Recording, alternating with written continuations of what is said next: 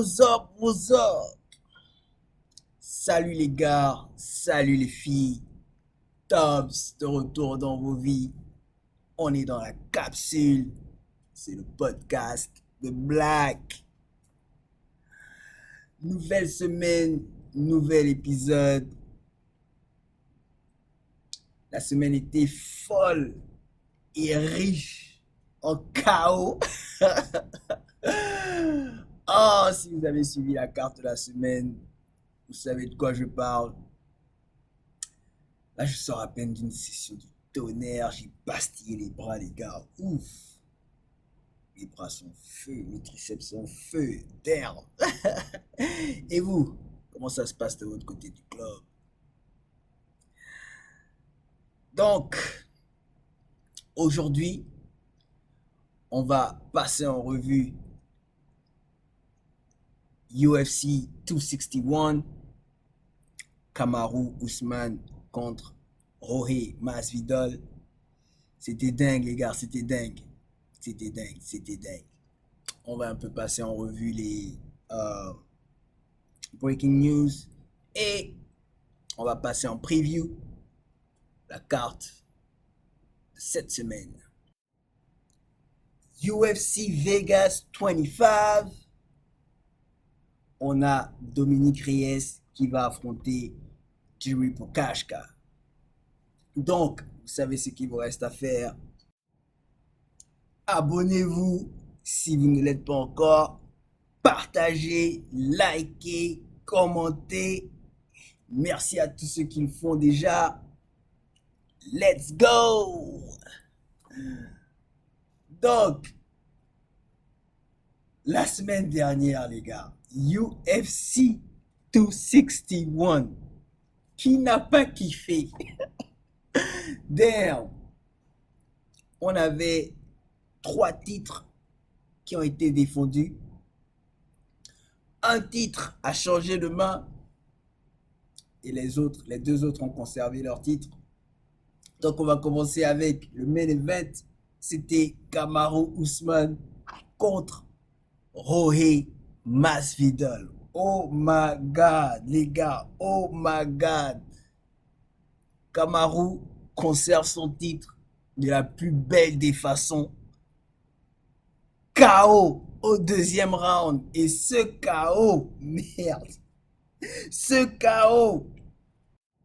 Non, on voit d'abord ce KO, les gars. Fuck du gauche, droite, sommeil. Et pour ceux qui se demandent pourquoi il continue de taper, comme dirait Masvidal lui-même, it was super necessary. Damn. Non, mais là, déjà, en allant au combat, Masvidal avait péché parce qu'il n'arrêtait pas de dire dans les interviews qu'il ne respectait pas la puissance de coup de Kamaru. Raison pour laquelle tout au long du fight, il n'arrêtait pas de baisser sa garde et il se mangeait les coups sans pour autant ajuster sa défense pendant les striking. Et comme on dit souvent, c'est le coup que tu ne vois pas venir qui te fait le plus mal.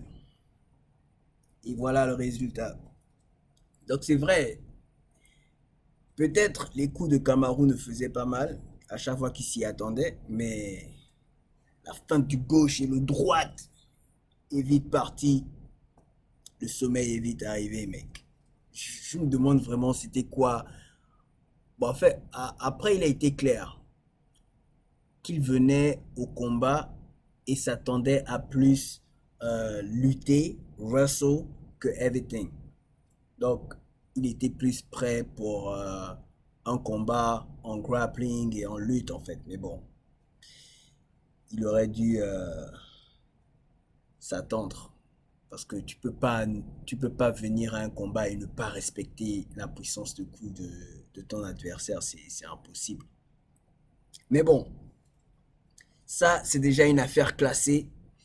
Il n'y a plus à débattre dessus. Il n'y a plus de rivalité entre les deux. Kamaru a battu Jorge aller-retour. c'est une affaire classée. Donc, maintenant, la suite, c'est quoi? D'après vous, vous pensez que Kamaru doit affronter qui? La compagnie parle d'un retour avec Kobe Covington. Après, je me dis, c'est le seul adversaire en ce moment dans la division welterweight. C'est le seul adversaire que Kamaru a en face de lui, quoi. Bon, il y a aussi Leon Edwards. Mais je pense qu'avec Leon Edwards, ça va dépendre de l'issue du combat qu'il aura avec Nate Diaz plus tard, le 15 mai. Mais bon, moi je me dis, Leon Edwards mérite plus de se battre pour le titre actu que Kobe Covington, quoi. Après, vous me direz hein, ce que vous pensez en commentaire, mais moi je me dis que Leon Edwards mérite plus. Parce que Leon est en activité. Tu vois, Kobe Covington, c'est son dernier combat, c'était contre en comment il s'appelle? Tyron Woodley, qu'il a battu KO au 7e round. Bon, c'est vrai, c'était l'année dernière, mais Leon Edwards, il est sur une série de victoires. C'est vrai, il s'est passé ce qui s'est passé durant son dernier fight contre un Bilal, remember the name, Mohamed.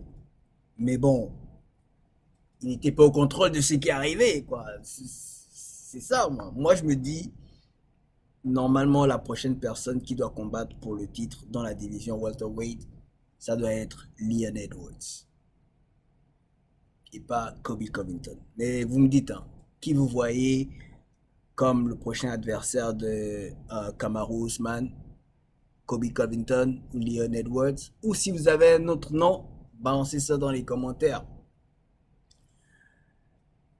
Le co-main event de UFC 261, c'était aussi une défense de titre.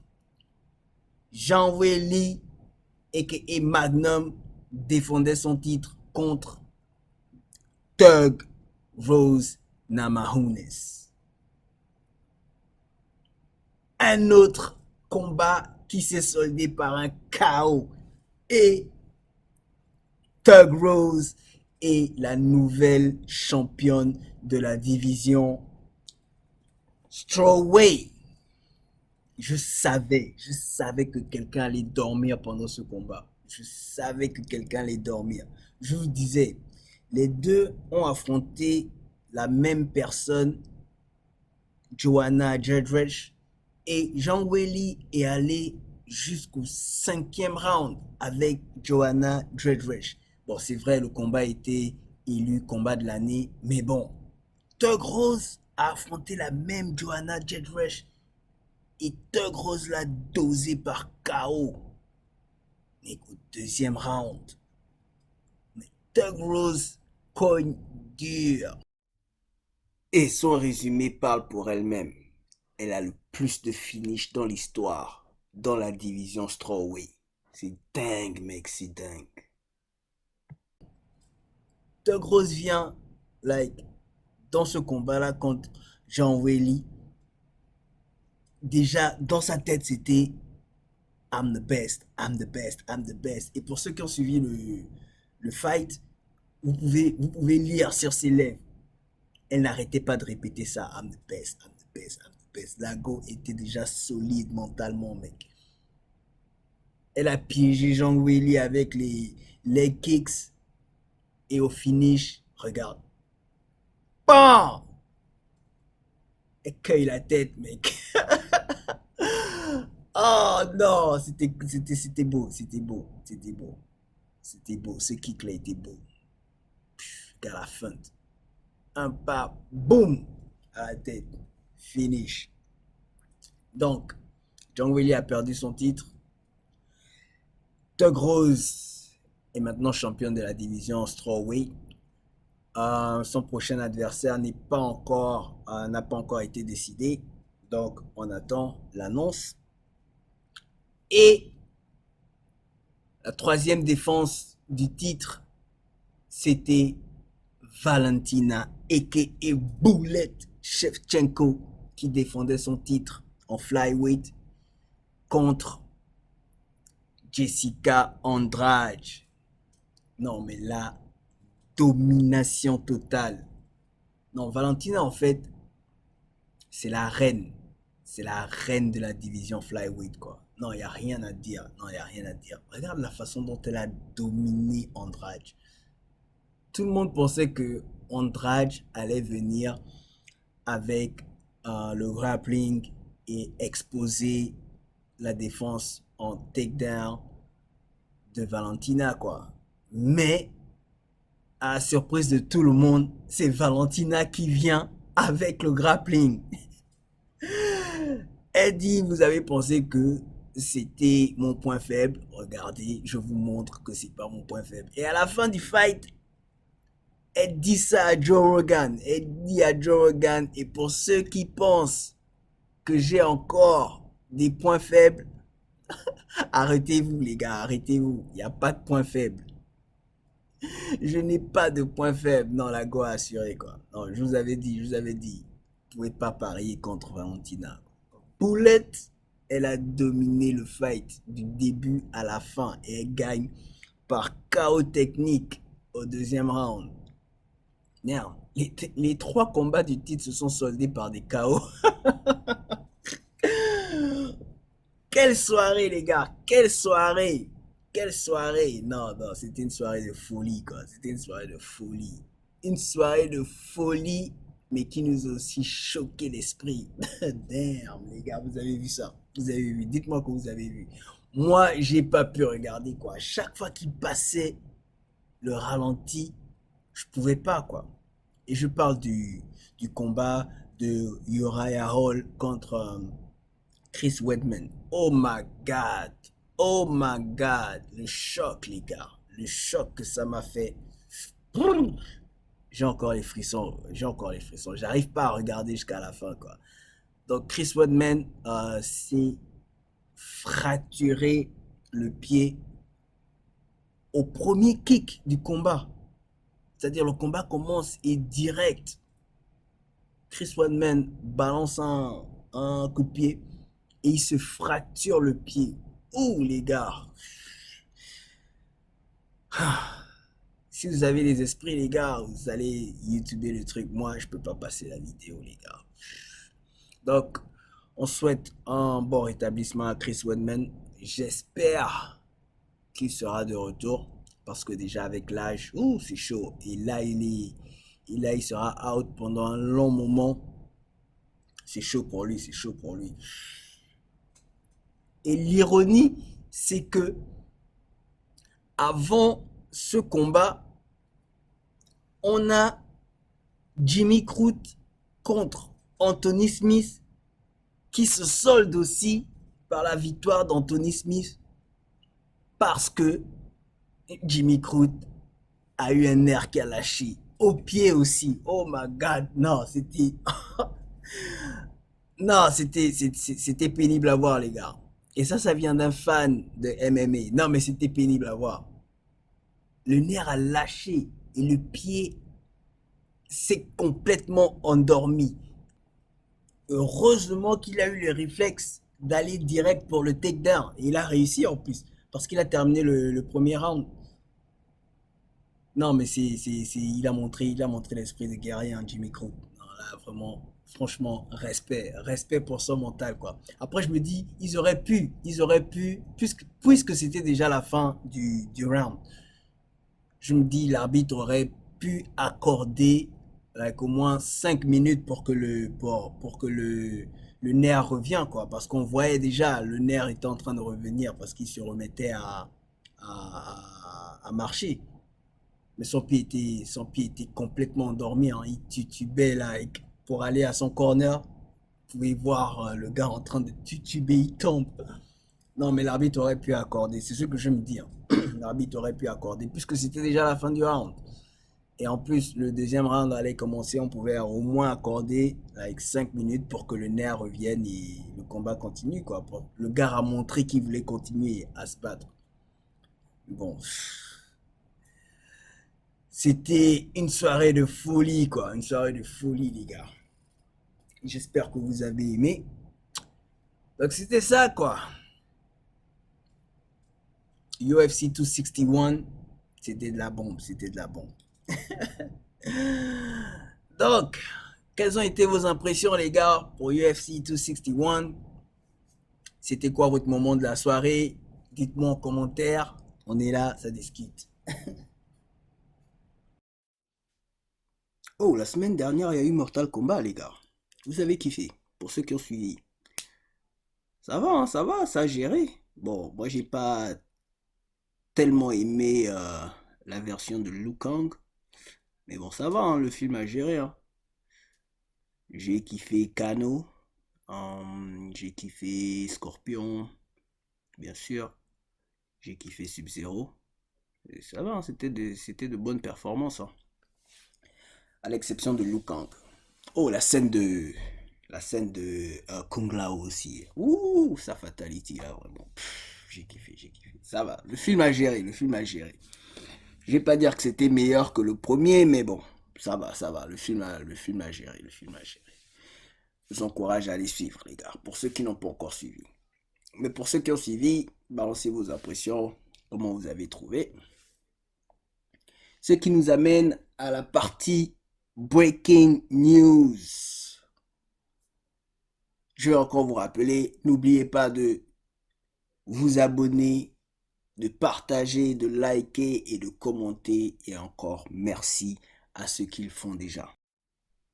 Alors en Breaking News, c'est confirmé. On connaît désormais le prochain adversaire de Israel Adesanya, aka The Last Star Bender. Et la promotion s'est penchée du côté de Marvin Vettori. Je vous disais la dernière fois que c'était pas encore concret entre Marvin Vettori et Robert Whittaker. Apparemment, la promotion est allée vers Robert Whittaker en premier et ils ont proposé une date qui ne convenait pas à Robert Whittaker. Donc, ils se sont penchés du côté de Marvin Vettori. Et la date, c'est le 12 juin. Dans la même carte, tu auras aussi Davidson Figueiredo, a.k.a. El Dios de Guerrero. Dieu de la guerre. J'essaie de dire ça en brésilien, les gars, en portugais. Bon, et bref. Donc, durant la même carte, tu auras Davidson Figueiredo qui va défendre son titre encore contre Brandon Moreno. Donc, c'est ça le breaking news. En autre breaking news encore, les frères Paul. Oh my God. Logan Paul, cette fois-ci, va affronter Floyd Mayweather. Mais attends, mais non, vraiment, franchement, moi je suis déçu. Hein. Franchement, moi je suis déçu. Ça, c'est de la rigolade en fait. C'est de la rigolade. Les gars se foutent vraiment du monde. Et Mayweather encourage ces conneries. Donc, Logan Paul va affronter Floyd Mayweather le 6 juin au Hard Rock Stadium à Miami. Et bon, apparemment ce sera un combat d'exhibition. Mais bon, ça tue le sport quoi, ça tue le sport. Parce que ce combat va générer plus de vues, plus de médias que des actuels combats de boxe qui se passent en ce moment. Je comprends pas. Oh, mais vraiment, c'est décevant, quoi. Mayweather ne devrait pas encourager ce genre de choses. Est-ce que son record sera mis euh, sur la table d'abord? Ça, c'est quelque chose que je veux savoir. Parce que s'il se prend aussi un KO de Logan Paul, là, c'est la catastrophe totale, quoi. Bon, je sais que ça va pas arriver, mais bon, tout peut arriver, hein. On parle de la bagarre, là. C'est de la bagarre. Même si c'est de la boxe, c'est vrai. Mais bon, Ah, vraiment. En tout cas. Donc, c'était ça en breaking news. Allez-y, dites-moi ce que vous pensez euh, de ce combat. Je sais que vous allez rigoler, mais bon. En tout cas, on avance, on avance. Bref. Ce qui nous amène à la carte de cette semaine. This Saturday, Dominic Reyes looks to use his devastating punching power to turn back Yuri Prohaska. Don't miss UFC Fight Night live, only on ESPN2 and ESPN Plus. UFC Vegas 25 qui aura en main event Dominic Reyes contre Yuri Prohaska. Dominic Reyes, on connaît déjà, l'année dernière, il a combattu 2 fois pour le titre et il a échoué les 2 fois. Première fois, c'était contre John Jones en février de l'année dernière, 2020. Et la deuxième fois, c'était en septembre contre Jan Blachowicz. Ouh, il s'est pris un KO contre Jan Blachowicz. J'ai pas vu ça venir, mec. Mais bon, je pense que ce main event, ce sera plus pour mettre de la lumière sur Yuri Prohaska. Yuri Prohaska, il nous vient de la République tchèque et il a plus un style Muay Thai, kickboxer. Donc, il faisait ses débuts l'année dernière contre Vladimir Ozdemir et il a terrassé Vladimir au deuxième round. KO du droite. C'était beau, les gars, c'était beau. Donc, je pense que c'est plus pour mettre de la lumière sur Yuri, comme je disais. Je pense que la promotion veut le mettre en avant aussi, surtout dans cette division de light heavyweight, où on cherche encore les futures perles, la relève en fait. On a un champion qui est qui tend déjà vers la fin de sa carrière. On va dire tout ce qu'on veut, mais bon, Jan Blachowicz, c'est un peu à la fin de la carrière, quoi. Et là, il va affronter euh, Glover Teixeira, qui lui aussi est âgé. Donc, dans cette division-là, on cherche du sang frais, quoi. Et je pense que c'est le but de cette carte-là, mettre en avant Yuri Prohaska. Bon, après la carte en elle-même promet, hein. Tu as Ian Kutelaba qui va affronter Dustin Jacoby, tu as encore Giga Kaze qui va affronter Cobb Thompson et tu as mon type Merab Develishli qui va affronter Cody Stamann. Donc, yeah, la carte promet des feux d'artifice, les gars. Donc, si t'es parieur, je te donne un bon combo. Tu mets Merab Deveshli, Jiri Pokaska et Ian Kuteleba. Les 3 par KO, mec. Et viens partager les bénéfices avec moi. On arrive au terme de la podcast. Je vous encourage à suivre la carte de cette semaine. C'était Tobbs dans la capsule. C'est le podcast de Black. Merci d'avoir été avec moi. Surtout que je sors à peine d'une session du tonnerre. Je vous ai dit, les triceps sont en feu. On se dit à la semaine prochaine. Until then, we say peace. We out of here.